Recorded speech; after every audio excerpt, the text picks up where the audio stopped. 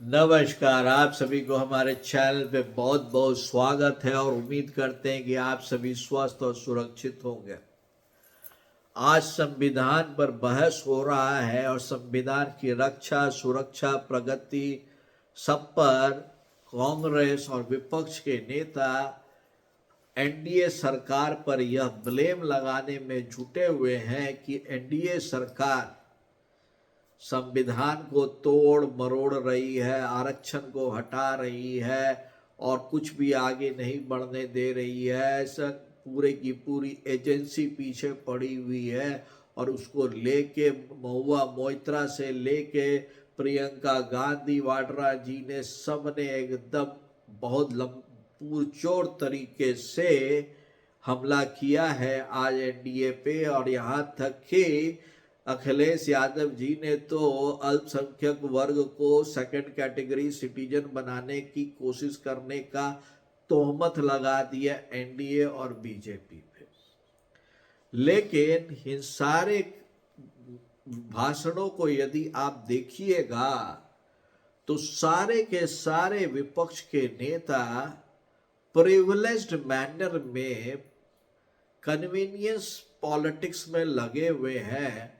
उनको मणिपुर याद आता है, उनको बागपत याद आता है, जहाँ जहाँ पे एक स्पेसिफिक रिलीजन से रिलेटेड लोगों को तकलीफ हुई है या तकलीफ अपने कारण से हुई है, उसको लेके वो बड़े मुखर हैं।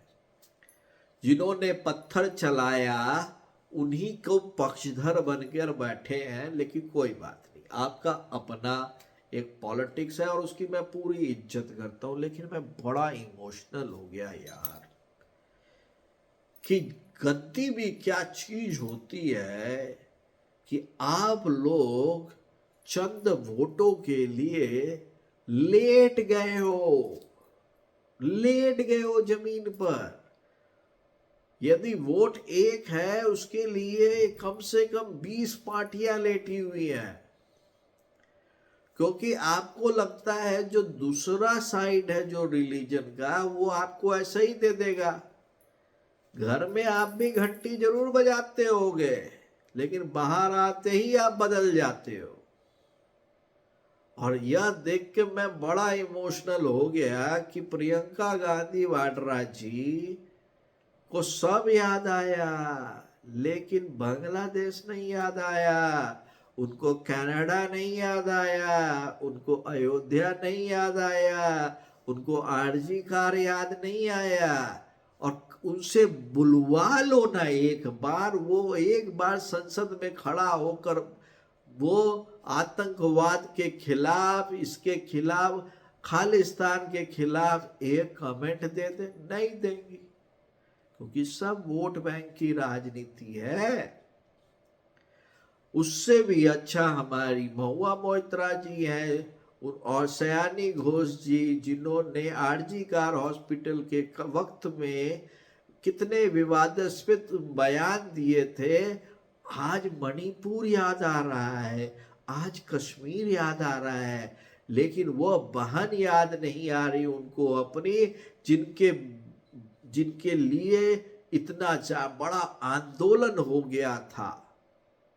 क्योंकि वो कन्वीनियंस की राजनीति है। कैसे करे, हम क्यों बांग्लादेशियों का बुराई करें, क्योंकि वो तो वोट बैंक है। वहां पे नहीं करेंगे, वोट बैंक चला जाएगा। और इसको कहते हैं कि भैया संविधान के हम रक्षक हैं, क्यों भक्षक बन के रक्षक दिखाते हो अपने को बहना।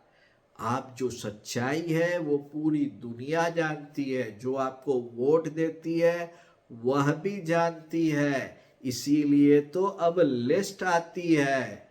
अभी आप रुक जाइए, आपके जो अपने साथी हैं अखिलेश यादव जी, जब उनको अपने वोट बैंक पे सेंध लगते हुए दिखा तो वो भी किनारे हो लिए हैं। ये बहुत ही जल्द होने वाला है बहन, कि जब आप अकेले खड़े होंगे और एक ही वोट के लिए आप लोग सब एक दूसरे से लड़ते हुए मिलेंगे। उसको संविधान नहीं कहते हैं।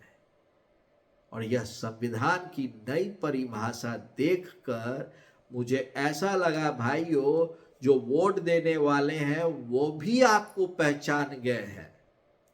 और यही कारण है कि आप महाराष्ट्र में बुरी तरह हार गए हैं, आप यूपी में बुरी तरह हार गए हैं, फिर भी आपको लगता है कि आपकी सोच सही है। आप जिनके वोट के लिए इस तरह कर रहे हैं, आप उनसे जाके शिक्षा लीजिए कि उनकी शिक्षा, उनकी सुरक्षा, उनका संसाधन, उनकी तरक्की के लिए आप क्या करें, जिससे कि भाई संविधान भी सुरक्षित रहे और वह वर्ग भी सुरक्षित रहे जिस वर्ग को आप बदनाम करके डरा के वोट लेना चाहते हैं।